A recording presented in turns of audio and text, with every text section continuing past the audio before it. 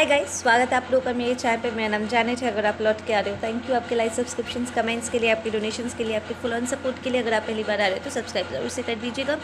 Okay, आज का जो मैसेज है वो चैनल मैसेज है, ठीक है। कार्मा रीडिंग है। देयर इज़ समबडी आपके लाइफ में जो बार बार करके ना आपको साइड में धकेल देते हैं। दिस इज़ समबडी जिसने आपके लिए बहुत सारे डिलेज़ एंड पोस्टपोनमेंट्स उन्होंने मैनिफेस्ट किया, लाइक जानबूझ के। जब भी आप अपने खुद के थॉट्स, अपने इमोशंस को एक्सप्रेस करते हो या कुछ भी करने की कोशिश करते हो, लाइक अपने खुद के लिए, या जेन्युइनली जब आप ग्रुप सेटिंग में भी हो, तब भी जब आप अपना ओपिनियन देना चाहते हो, कुछ भी करना चाहते हो, ये पर्सन बार बार करके आपको साइड कर देते थे। But this person is also user at the same time, like उन्हें हमेशा कुछ ना कुछ आपसे चाहिए था। दिस पर्सन ने लिटरली आपके मटेरियल चीज़ों के लिए आपको यूज़ किया होगा। आई am getting strong Virgo Aries, ठीक है ना। ये पर्सन भी हो सकता है, आप भी हो सकते हो Virgo Aries. They kind of shamed you बार बार करके, लाइक उन्होंने जताने की कोशिश किया कि आपके आइडियाज़, आपकी सोच, आपके तौर तरीके फ्लॉड है, ठीक है ना, एक्सेप्टेबल नहीं है, सुनने के लायक नहीं है। And it made you feel really bad and rejected, ठीक है ना। There has been a constant एक ऑड फीलिंग कि आप फिट नहीं बैठते हो, अनवांटेड हो, अनरिक्वायर्ड हो, एंड रिजेक्टेड हो रहे हो, धकेले जा रहे हो। ये एनर्जी कॉन्स्टेंटली इस पर्सन ने आपके लिए मैनिफेस्ट किया है। कभी कभी अपने खुद के बिहेवियर से, बातों से, कभी दूसरों के सामने आपकी बेइज्जती करके। This person has been in your energy. Even अगर आप लोग फिज़िकली साथ नहीं हो, लाइक अलग अलग जगहों पे रहते हो, फिर भी इनका ये बिहेवियर और इनकी एनर्जी सराउंड करता है आपको, ठीक है ना। ये पर्सन कभी भी आपके फीलिंग्स, आपके ओपिनियंस को उन्होंने कंसिडर नहीं किया, और साथ में उन्होंने दूसरों को भी कहीं ना कहीं कन्विंस कर लिया था कि इसकी बात सुनने की ज़रूरत नहीं है, इसका ओपिनियन मैटर नहीं करता है, इसकी बातों को इतना ध्यान मत दे। दिस पर्सन इसने जानबूझ के लोगों को एक इम्प्रेशन आपके बारे में उन्होंने क्रिएट करने की कोशिश किया कि उन्हें आपको सीरियसली नहीं लेना चाहिए, ठीक है। इट्स वेरी ऑड कि जब इस पर्सन को आपकी ज़रूरत थी, ठीक है, जब जब उन्हें आपसे कुछ चाहिए होता है, वो एकदम शहद में घोल के अपने शब्दों का इस्तेमाल करते हैं। And they convince you in different ways, रिश्तों का नाम ले करके, या थोड़ी बहुत आपकी तारीफ़ें करके, या अपने आप को एकदम लाचार कि यार तुम नहीं करोगे मेरे लिए तो कौन करेगा, ऐसे वाले एक बिहेवियर को उन्होंने हमेशा यूज़ किया है आपके अगेंस्ट, ताकि वो आपसे वो सारी चीज़ें ले सके जो वो चाहते हैं, ठीक है। एंड आपसे चीज़ें लेने के बाद उनका जो बिहेवियर है वो बहुत ही नास्टी हो जाता था, बहुत रूड हो जाता था। And it did hurt you, it did hurt you. इनके जो वर्ड्स आपके लिए उन्होंने हमेशा यूज़ करते आए हैं, they have been very disregarding, एकदम से।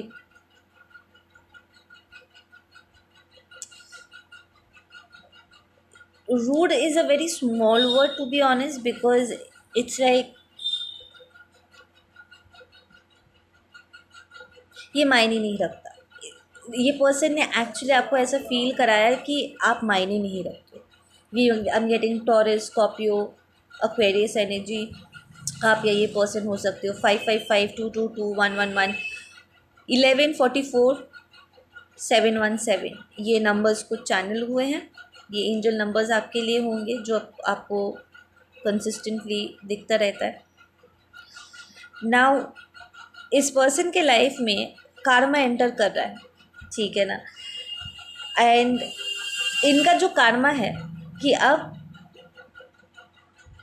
एंग्री आइज, गुस्सैल वाली आंखें इस पर्सन को पेनिट्रेट करने वाला है, ठीक है ना।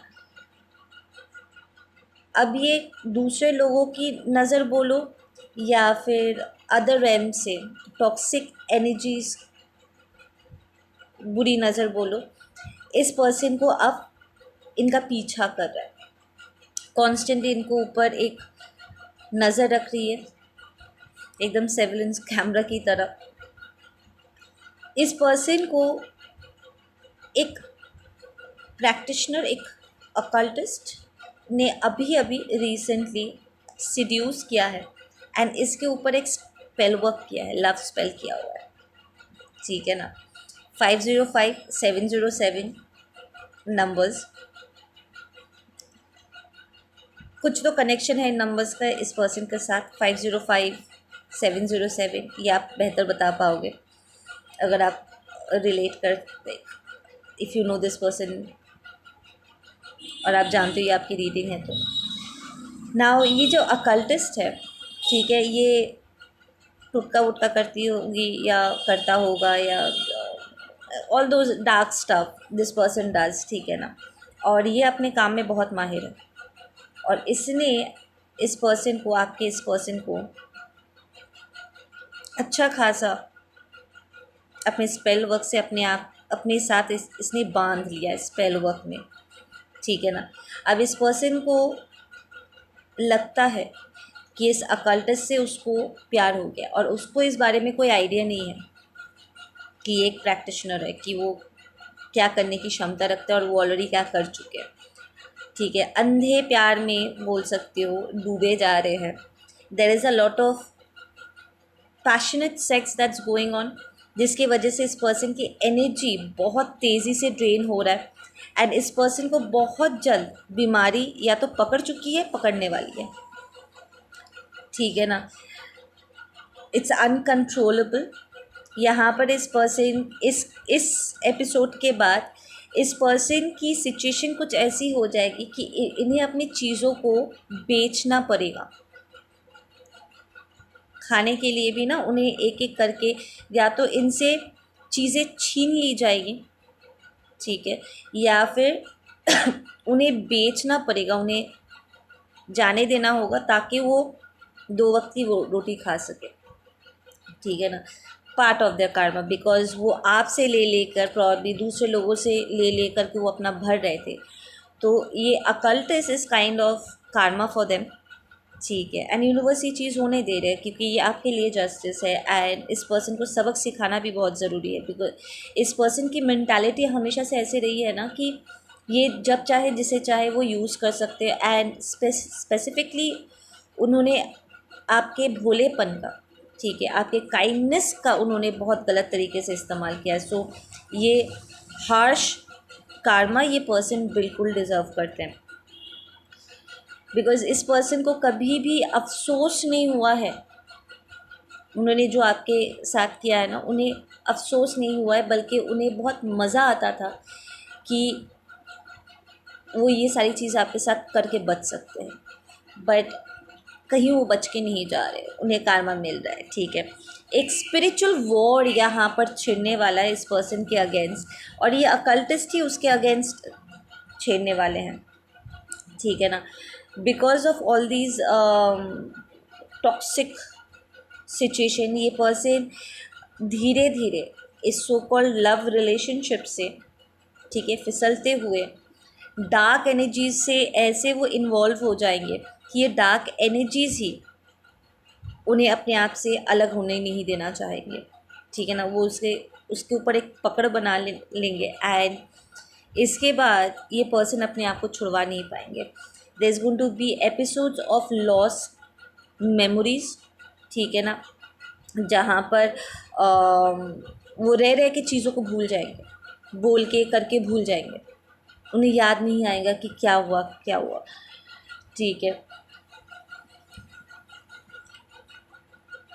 इन्हें कुछ भी ग्रेटफुल होने के लिए कुछ याद नहीं रहेगा। देख, उनके लाइफ में ऐसा कुछ बचने वाला नहीं है जिसके लिए वो थैंकफुल हो या ग्रेटफुल हो, वो एटीट्यूड है ना, एटीट्यूड ऑफ ग्रैटिट्यूड, वो इस चीज़ को अपने भीतर ग्रूम नहीं कर पाएंगे। उन्हें ऐसा लगेगा जैसे उनके लाइफ में हंसने के लिए भी कोई वजह नहीं बची है। There is nothing to be happy about.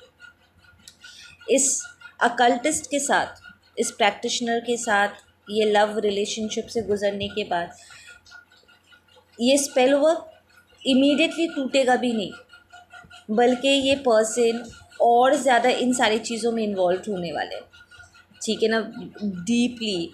And this person is going to try to find happiness, ठीक है, ये सारी चीज़ें करके, बिकॉज इस पर्सन को काइंड ऑफ एक pleasure, temporary pleasure kind of feeling आने वाली है, जिसके कारण उसे लगेगा कि ये सारी चीज़ें करने से उसे मज़ा आ रहा है, ठीक है ना, पर वो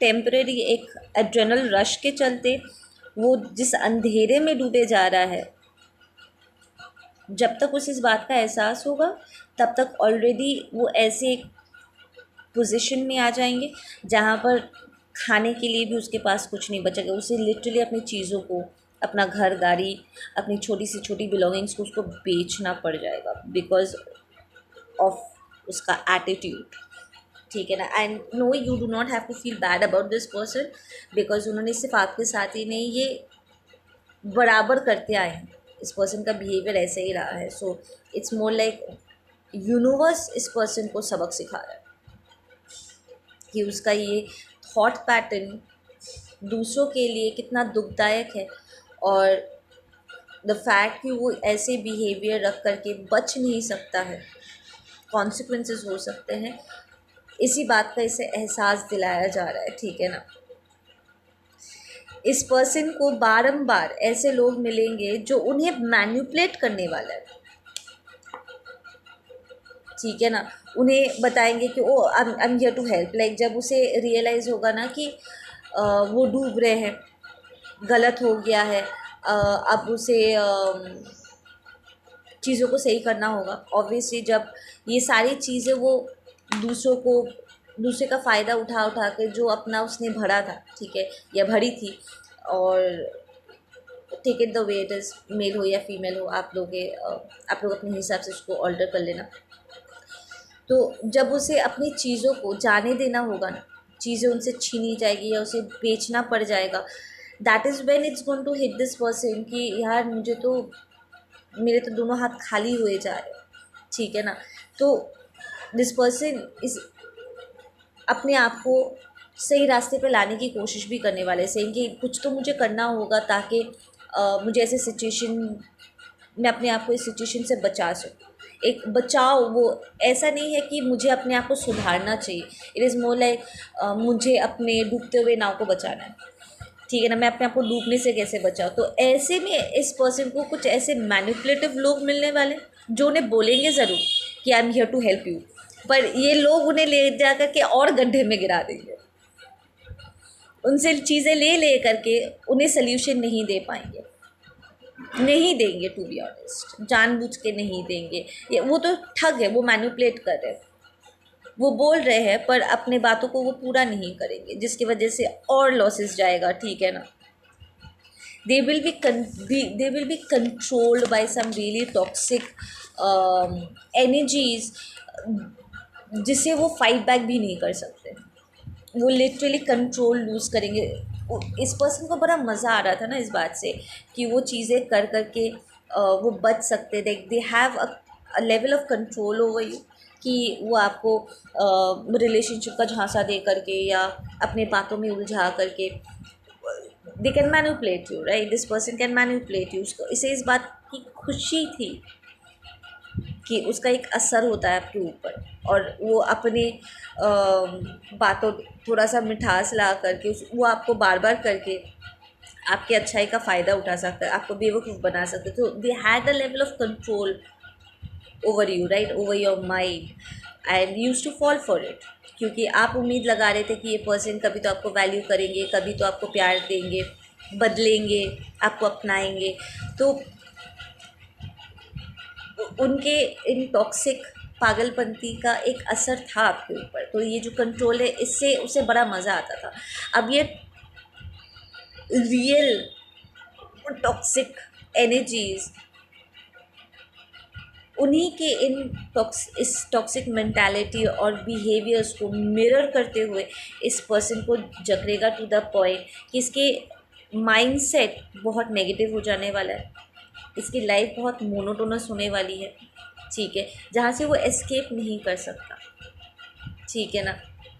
it's going to make this person cry and be very confuse कि पता मुझे समझ में नहीं आ रहा मेरे साथ क्या हो रहा है, ठीक है। वो अपने आप को इस टॉक्सिक प्रभाव से, इस ड्रेनेज से अपने आप को बचाने की कोशिश करेंगे, बट छटपटाएंगे, नहीं बचा सकते।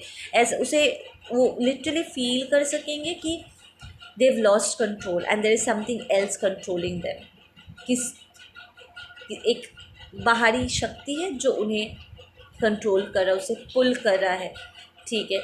इस पर्सन के अपने खुद के इमोशंस वो अपने तक नहीं रख पाएंगे, ये बड़बड़ाने वाले हैं, ठीक है। There will be moments of breaking down, like जब इनसे और सहा नहीं जाएगा, वो कुछ लोगों को ये अनशन लग सकता है, but this is going to be more like confessions, ठीक है ना। उनके खुद की करनी उनके मुंह से वो उगलना शुरू कर देंगे। एक एक टाइम ऐसा आएगा कि वो रोते रोते डिहाइड्रेट हो जाएंगे एंड वो कोसेंगे अपने किस्मत को, अपने लाइफ को, आपको, हर किसी को, ठीक है ना, भगवान को, हर किसी को वो कोसने वाले। एट द सेम टाइम दिल बी वेरी सैड एंड बहुत हेल्पलेस फील करेंगे कि वो ये सारी चीज़ें होने से रोक भी नहीं पा रहे, कि वो कुछ भी कोशिश करे, कुछ भी ट्राई करे, इट्स नॉट वर्किंग, सब खाली जा रहा है। ये पर्सन रह रह के खाना पीना करना भूल जाएंगे, ठीक है। अपनी सोच में, अपने टॉक्सिक सोच में और अपने एडिक्टिव बिहेवियर्स में ये इतना लुप्त होने वाले कि इन्हें याद नहीं रहेगा कि उन्हें खाना खाना है, पानी पीना है, जिसकी वजह से हेल्थ ड्रॉप करेगा, डिहाइड्रेशन होगी, रोना धोना तो चल ही रहा है, ठीक है। This is going to be unbelievable change, ठीक है ना। ये पर्सन को एंगर इश्यूज सताने वाला है, like they lose their temper, रह रह करके गुस्से के मारे उन्हें ऐसा लगेगा जैसे उनका दिमाग फट जाएगा, ठीक है ना। और बहुत जल्दी जल्दी छोटे छोटे बात से इन्हें गुस्सा आने वाला है, ठीक है। उन्हें न्यूट्रिशन, यूनिवर्सल न्यूट्रिशन नहीं मिलने वाली, लाइक अच्छी एनर्जी, डिवाइन एनर्जी वो चाहकर भी अब्जॉर्ब नहीं कर पाएंगे। ऐसा नहीं था, ये हमेशा से ऐसा नहीं था, टू बी ऑनेस्ट। एक टाइम था जब इस पर्सन दूसरों की अच्छी एनर्जी अब्जॉर्ब करके अपना भर रहे थे, पर उनके खुद के टॉक्सिक बैड कार्मस की वजह से वो सारी अच्छी एनर्जी जो उन्होंने दूसरों से चुराई थी वो काला पड़ चुका है, ठीक है ना। एंड वो अपने ही इकट्ठा किया हुआ वो सारा वेल्थ, वो सारी एनर्जी जो अब डार्क हो गई है, उन्हें खुद ही सहन नहीं हो पा रहा है। वो उन्हें फील हो पा रहा है कि एक बोझ है उनके कंधे पर जो उतरने का नाम नहीं ले रहा है। वो अपने आत्मा पे, अपने दिल पर एक बोझ लेकर के वो दिल वॉक अराउंड जैसे कि ज़िंदगी एक बोझ है एंड उनसे चला नहीं जा रहा है, कंधे झुक रहे हैं, ठीक है, बॉडी पेन कर रहा है, they can feel it. But ये सब के बावजूद भी उनका जो अहंकार है, एरोगेंस है, ठीक है ना, उनकी जो इनसिक्योरिटीज़ है वो कम होने का नाम नहीं ले रहा है, जी। जिसके कारण इसकी एरोगेंस जब तक बनी रहेगी इस पर्सन में, तब तक ये डार्क एनर्जी उन्हें सराउंड करेगा। जब तक इसके अंदर एक विनम्र भाव नहीं आ जाता, इसकी एरोगेंस ख़त्म नहीं हो जाती ना, इस पर्सन को लंबा सफ़र करने वाला है। ये इस चीज़ को खुद ख़त्म कर सकते हैं, बट इनकी एरोगेंस ऐसी है ना, इनका घमंड ऐसा है जो वो खुद ही वो टूटने नहीं देना चाहते हैं। इतना सब कुछ होने के बाद भी they do not want to let go of their arrogance and their ego self, जिसके कारण ये खुद ही अपने टॉर्चर और अपने पेन को ये एक्सपैंड कर देंगे। And it's not your fault, और ये बिल्कुल भी आपके ऊपर भी नहीं है, नथिंग, इसके खुद की करनी है।